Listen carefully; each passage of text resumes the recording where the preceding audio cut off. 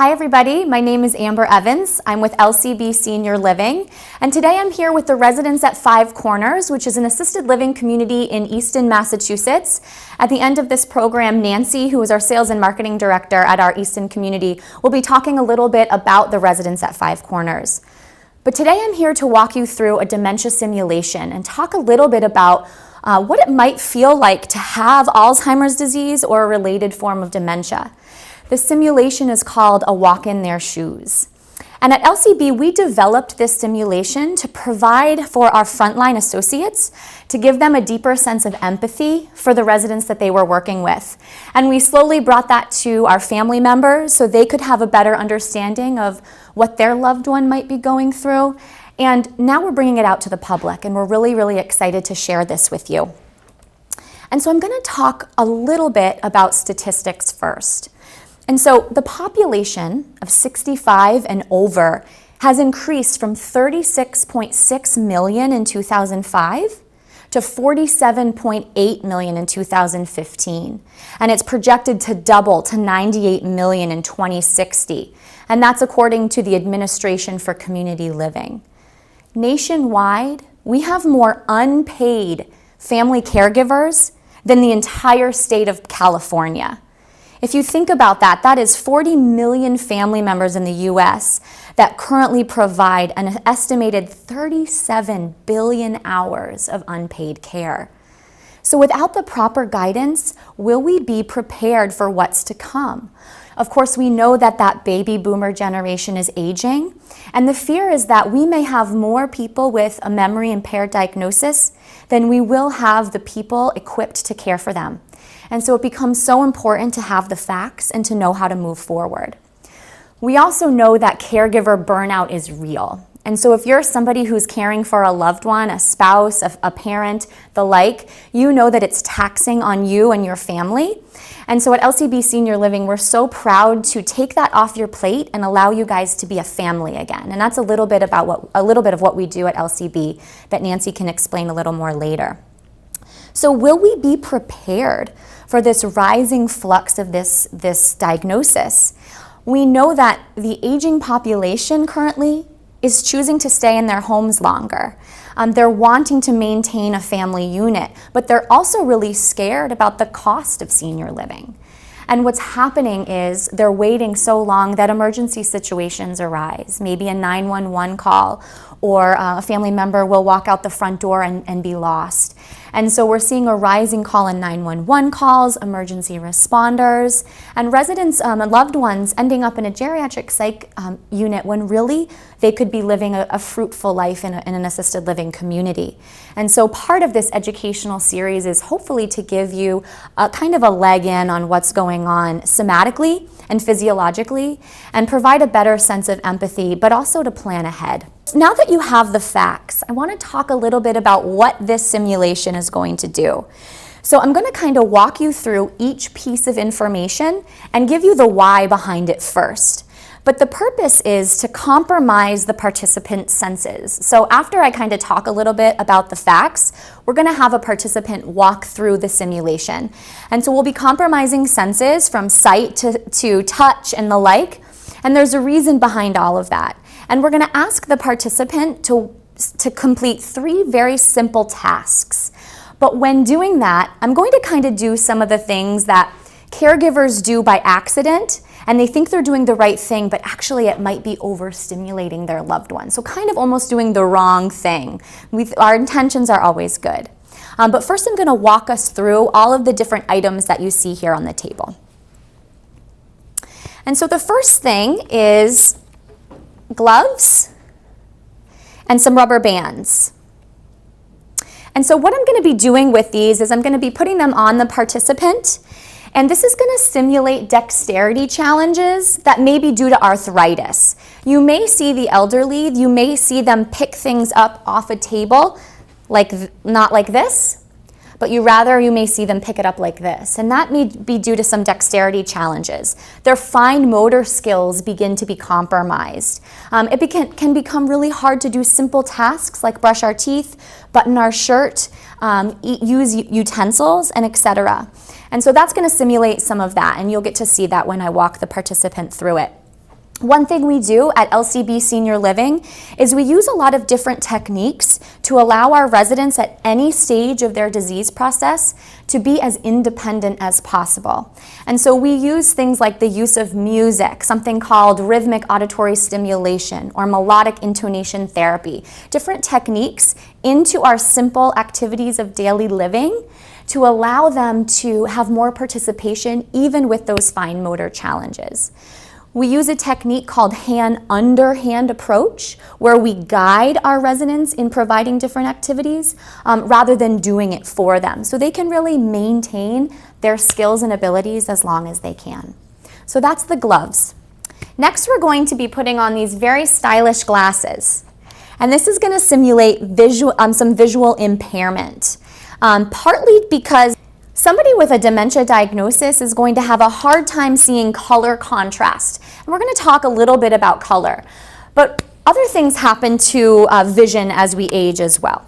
So peripheral vision begins to go first. And that's why you always want to approach somebody with dementia from the front so they're able to see you and they won't become frightened. The other thing that happens is there's a darkening screen over your loved one's eyes that starts off as yellow and it darkens as time goes on. You will see that in the glasses there is a little yellow tint as well as some peripheral vision compromised. And so that screen darkens as time goes on, and that is partly why somebody with a memory impairment, 60 to 80% have depression. Partly is because of the transition they're going through and how taxing it can become on their body and on their life. But part of it is truly because of their decreased exposure to natural light because of the darkening screen over their eyes. The other thing you might notice is somebody with a memory impairment may weave back and forth a little bit when they're trying to speak to you. That is because some direct vision is impaired as well. And you'll see on the glasses some direct vision impairment through the use of darkening paint. The other piece of this is at any stage of the disease process, somebody is going to see through the color lime green through that darkening film. And so that's why at LCB, when you come, you will notice all of our care associates and frontline associates are in lime green. And we chose that on purpose so that we know at any stage of the disease process, that resident will know that person is here to care for me. And it truly is remarkable the safety that just simply the color green can provide our residents. The other thing you'll notice is rather than dark colored scrub pants, we actually wear khaki pants. We have our associates wear khaki pants. The reason for that, the color black can be scary for somebody with a memory impairment. They may see it as a whole, they may avoid it altogether. So we really tried to avoid the color black, and that's kind of how we orchestrated the color of our uniforms. We know that 75%, that's a staggering number, 75% of people over the age of 65, memory impairment or not, have some sort of visual impairment. And so this is really simple ways that we can help cue our residents throughout their day to help them become successful. Another thing that we do at LCB Senior Living to help with some of that depth perception and spatial awareness and color contrast, we have yellow plates in our memory care community, our Reflections neighborhood. The purpose for our yellow plates is twofold. So we know that any color of food that is on their plate, they'll be able to see the contrast against the yellow and see the plate, see the food, and be more inclined to be able to eat independently. Also, we know McDonald's spent lots of money trying to find the colors that they were going to use for their marketing campaigns, and they chose yellow and red. The reason they chose those colors, red is an agitator color. It activates us and can make us want to overeat. Whereas yellow is still a stimulator color, but in a more positive way, and it encourages residents to eat, but not overeat, and it actually makes our salivatory glands function.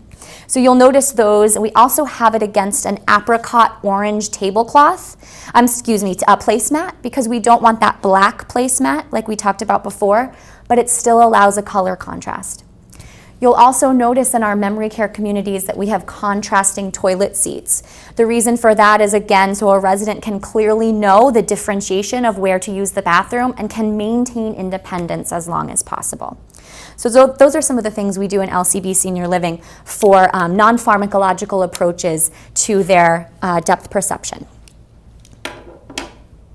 The next thing that we're going to be simulating is breathing difficulties, and this is everyone's favorite. This is the nose clamp, and what we're going to be doing with the nose clamp, this is going to, number one, simulate the aging lung. As we age, so does our lungs. Also, as we age, the cartilage in our ears and our nostrils never stop growing. So it becomes difficult to take a deep breath through our nostrils simply because of our narrowing cartilage. But also, this is interesting, so I'm going to say it kind of slow.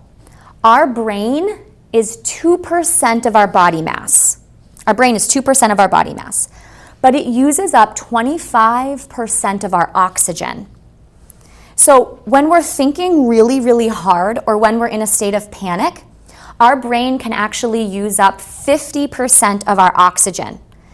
And if you think about that, if you're somebody who might feel anxiety or experience panic, oftentimes you might begin to hyperventilate when you're in an anxious state, and that's because your brain is truly using up half of your oxygen for your entire body.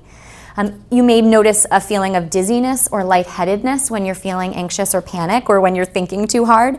And that's what's happening to our residents and our loved ones with dementia on the daily. And so not only are they struggling with those other physiological things, they're also struggling with that decreased oxygen levels. Somebody with vascular dementia, that's going to happen even more so. And so we really encourage nose breathing. When we breathe through our mouth, it actually simulates something called our sympathetic nervous system. If a lion were to walk through the door right now, I would probably try to find the quickest exit and dart out, and my brain and body would tell me to breathe through my mouth. So it puts me in my fight or flight response. But when we breathe through our nose, drops us into our parasympathetic nervous system, which allows us to feel a sense of release and relax. And so something we provide our residents is encouragement throughout the day for nose breathing through the use of Tai Chi, through the use of yoga, through the use of one-on-ones with our care associates, whatever it might be, but really encouraging those nose breathing. And we also have a lot of non-pharmacological approaches that we implement throughout our daily routine to keep our residents in a calm and serene space, from the way the environment is set up, from the way the lighting is set up, the colors we use, the engagement opportunities we're providing, so that the hope is that our residents are never hitting that 50% oxygen level. The next thing we'll be using is our headphones. So this is going to simulate a decreased receptive language due to some cognitive challenges. So a person in mid-stage of dementia is going to drop 1 to 2 words of a 4-word sentence spoken to them. Somebody in later stages could drop 3 words out of a 4-word sentence. And so it's so important to be mindful of the way we're communicating. Are we speaking slowly? Are we using nonverbals? 93% of the way we communicate is nonverbal information. Only 7% is truly what we're actually saying. So it's so important to be using nonverbals, to be presenting yourself in a way that is communicative of a calm environment for your loved one. So we want to look at outside noise. Oftentimes, if you walk into a healthcare community or even any sort of place where seniors might be living, the TV might be on loud, somebody might be talking in the corner on the television or on the telephone or speaking with loved ones. Maybe nurses are giving report, maybe there's dishes clanking, and also most likely a senior is going to have a hearing aid in, which is picking up so much outside noise. Have you ever been lost when you're driving your car and you turn the volume on the radio down because you think that's going to help you find your way? That's your way of decreasing stimuli to help ground yourself. So you can imagine then somebody with a memory impairment who's having all of that go on, how overstimulating an environment could be. So we really make sure that we're making our environment calm and serene, but also engaging, because boredom can absolutely lead to high levels of agitation. And so we want to make sure our residents are engaged and not overstimulated. So the headphones are going to simulate. What I'm going to do is I'm going to play kind of a people talking sort of a noise over the headphones to kind of simulate what somebody with dementia might be hearing in their ears. And then lastly, we're going to be putting popcorn kernels in the participants' feet. And this is going to simulate arthritis, but also neuropathy. So 80% of people over the age of 65 are living with arthritis. And that's neuropathy is also that compromised blood flow to the feet. So if you have a loved one that's been sitting down for a long period of time, you may want to encourage them to move their feet a little bit before standing up. If they stand up and they're experiencing neuropathy, they may take a step, and that may increase their risk of falling. So that's one thing that we provide at LCB Senior Living.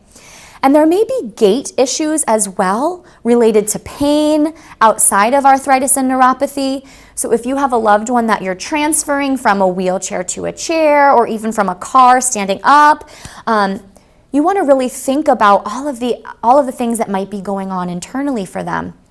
I often talk about what would be your expectation of somebody who's sitting in a wheelchair to stand up and walk across the hall without any assistance. We wouldn't totally expect that of somebody out of a wheelchair. We would want to assist them if they're able to walk.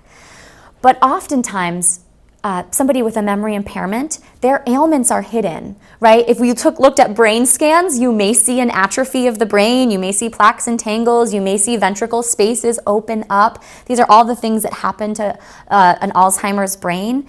But because we don't visually see it, oftentimes we expect our loved ones to do more than they're able, and that's actually counterproductive for them. So you want to kind of gauge what's going on for them physically, emotionally, and cognitively. And so that's going to simulate some of that in the feet. Somebody, again, vascular dementia, there's going to be a little bit more neuropathy. This is where we would use, at LCB Senior Living, the residents at Five Corners, we would be using that technique I talked about before, rhythmic auditory stimulation, where rather than encouraging someone to pick up their feet, pick up your feet, Mrs. Smith. Come on, Mrs. Smith, pick up those feet, which can sometimes be demeaning. We might put on one of their favorite songs that has a beautiful rhythm, and you'll notice that resident marching their way off down the hall, and it increases their quality of life, but always also allows them to maintain that ability of walking.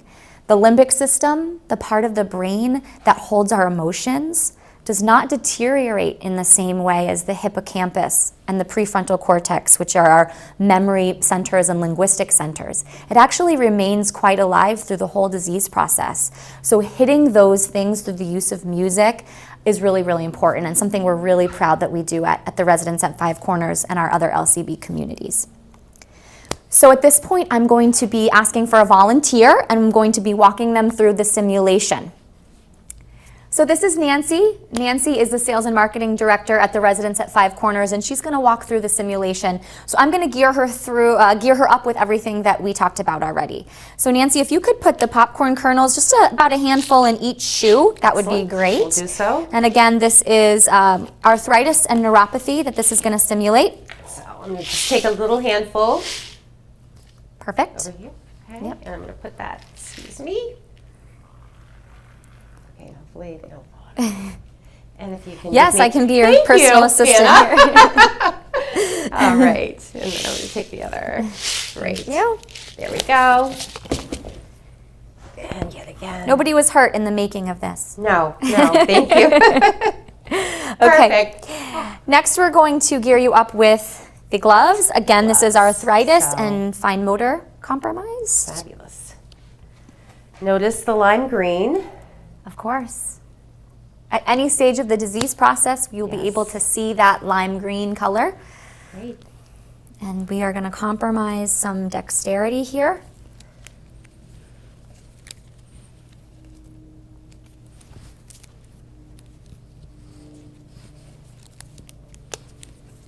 Okay.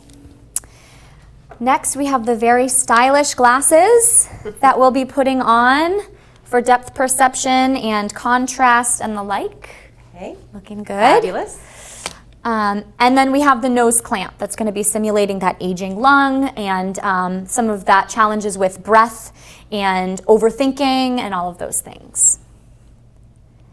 Okay, last but not least, we're going to be using the headphones for receptive language. Can you hear me? I can hear you. You can hear me a little bit? I can hear you a little bit. So this is actually a rummaging bag. Rummaging and hoarding is a symptom of dementia. Actually, the color purple is going to be a color that would be hoarded most often. But this is going to be a bag that I'm going to have Nancy go through. Again, I'm going to walk her through 3 simple tasks, but I'm going to be doing some of the things, some of the wrong things, some of the things that we shouldn't be doing. And here we go. Nancy, I found your bag. We have a doctor's appointment today and we haven't brushed your teeth yet, so I need you to find your toothbrush so that we can get ready for the doctor, because your daughter's going to be picking you up around 10 o'clock today, so we got to catch the bus. Okay. So find that toothbrush for me if you don't mind. And I think there might be a pad of paper in there if you don't mind writing me down how you feel today, just so I kind of know how you're feeling today. Wait, say that again? We just got to find your toothbrush. I think you forgot to brush your teeth this morning. Sometimes you're forgetful. And then there's a piece of paper. If you don't mind just writing down how you feel today for me. All right, so what do you first want me to find? The toothbrush to brush your teeth. All right. We're just getting you ready here while we prepare to go. Nope, we don't need the loofah, but we do need the toothbrush. Notice how she's struggling to find things. She's already had a deep sigh through her mouth, so she's already in that automatic nervous system. I think the toothbrush is in here somewhere. We don't need that though. You know what? Oh, you found your glasses. I'm not sure we need your glasses. You already have some on. Did you get a chance to brush your teeth this morning? Can you remember? I don't know. I found it. But you know what? That's okay. We can brush your teeth after. Can you find the piece of paper and the pen and just write down how you're feeling today?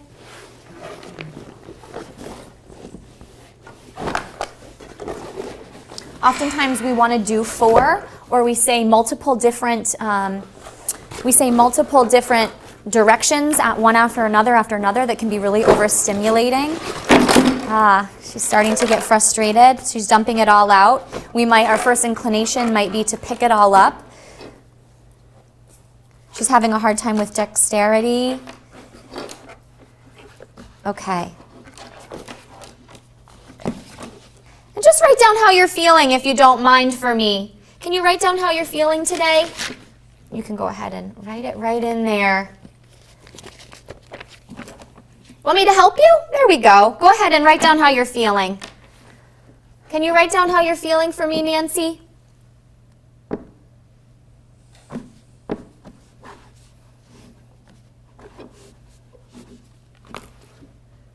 Okay, we're going to stop this. Okay. How you doing? Ooh. We're going to derobe Nancy. We're going to let Nancy have Yes, a minute to wonderful. breathe. Take a minute to breathe. It's amazing with the dexterity, what that really does. It's actually really, really uncomfortable. Yeah. I can only imagine as far as what it truly does to the senses. So take a nice deep breath. Oh yes, Can take I the take the popcorn? kernels out. It's always the first one people want to take out. Gosh, yes. You know what? We'll put it right in this bag and we can throw it right away after. Okay. So while you're kind of coming back to your reality, one of the things that I often hear people share once they go through this is they say, my loved one, I'm able to take the popcorn kernels out. I'm able to take off the headphones. My loved one can't do that. My loved one lives with this every day. It's really a very nerve-wracking simulation to go through. I don't know exactly what everyone says, but as far as with myself, very anxiety you know, I feel extremely anxious right now just from, you know, so much going on with the ears, not being able to see anything. The breathing was extremely compromised, which is not a very fun feeling. And then, of course, having these things stick in your feet, as I am Still working on getting still them working. So again, and I'll stand up. The beauty is that I can take this off. Yeah. But people that are going through dementia, because dementia is the umbrella, so Yep. Alzheimer's, what have you, whichever disease they may be experiencing, they can't take the popcorn out of the shoes. They can't take the headphones off. Right. They can't take the nose plug off. And to be able to understand that is a huge thing, because it really helps to redirect on how you are engaging with the resident. Absolutely. And making their life, just making things simpler and respecting their dignity. Absolutely. You know, so that they're able to maintain it. So What piece do you think of all of the things that you had, the nose clamp, the dexterity, all of it, what was most impactful to you, do you think? Which one was the most jarring for you? I would definitely say the headphones. Overstimulation. Overstimulation, and having had a family member that had gone through this. I specifically remember, and this was with my mom, stop, there's just so much going on, her shaking her hands like that. And I think to myself now, if I would have known then what I know now, just very, very simple tasks could have made things a lot easier. Sure. And been much more calming to her, which is what it's all about. Sure, absolutely. So that definitely. But when you're hearing all this stuff, it's like 20 different people talking at the same time, and you're trying to. It's virtually impossible to maintain any sort of focus. Of course. So. Of course. And one of the things she brought up that I just want to kind of make sure I mention, and I didn't mention in the educational piece, oftentimes I hear, what's the difference between Alzheimer's and dementia? That comes up all the time, so I'm glad you said that. So dementia is actually not a disease itself. It's a classification term, but it's actually an umbrella term with multiple different things underneath it. Alzheimer's disease is one of the many, there's over 100 different types of dementia. Alzheimer's disease is one of the many different types of dementia. It just happens to make up more than half of the dementias that are out there. So thank you for mentioning that. It was one thing we learned at training, and I had no idea, I just assumed. Yeah. As I think most people do. It's all Alzheimer's. Right. So. Well, thank you for being kind of going through that, and kind of take a deep breath, come back to your own space, and that is LCB, Senior Living, A Walk in Their Shoes. I'm not sure if Nancy, if you want to talk a little bit about the residents at Five Corners. Yes. So, well, first of all, I want to thank you, Amber. Amber Evans from LCB, Senior Living, and you just did a fantastic job. I personally have learned a lot, which is huge. I do work at the Residence at Five Corners in Easton, and that is a senior living. We have assisted living, independent, and then we have a memory care neighborhood. Total apartments in our community is 84. So it's big, but not too big. I always invite anyone, we have an open door policy, so at any time that you'd like to come and take a tour and see what we're all about. There's so many different senior living communities out there. Most of them are very good, but we all have something that we do a little bit different. LCB, one of their missions, and they certainly make this happen, is or one of the big distinguishing factors is our anytime dining. Yes. So we think it's really important for people to be able to eat whenever they want, from 7 to 7. They can have breakfast for dinner, dinner for breakfast, whatever they like. It's a little bit different in our memory care because they need a little bit more structure, our residents. So we do what the plate sharing, which, did you talk about the plate choice? sharing? The choice, I didn't. I can talk a little bit about that. So one of the things we do in our memory care communities is it's so important to offer choice. Oftentimes if we look at a menu, that can be really overstimulating for somebody with dementia.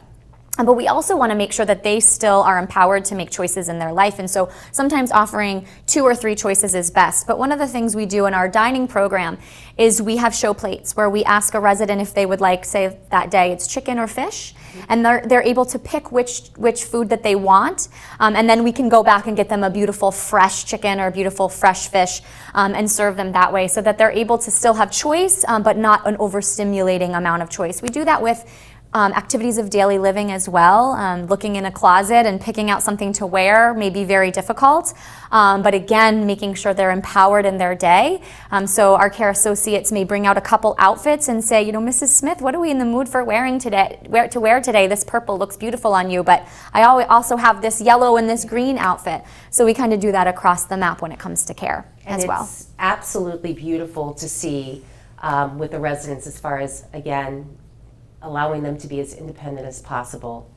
So Amber, thank you so much for coming out and taking us through a walk in the shoes, in their shoes. And again, Residents of Five Corners, Easton. Our website is www.residentsfivecorners.com. And again, anytime you'd like to come on in, we'd love to have you. Thank you. Thank you.